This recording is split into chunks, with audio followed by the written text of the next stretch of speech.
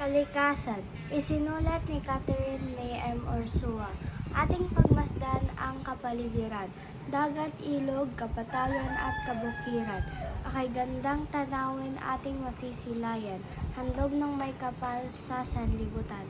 Hangin, tubig at pagkain na ating kailangan ay produktong likha ng kalikasan.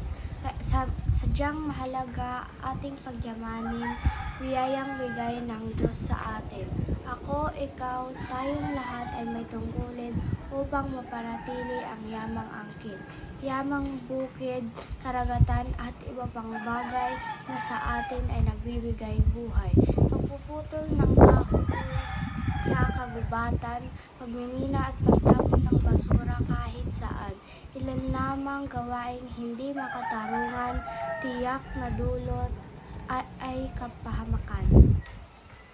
Thank you.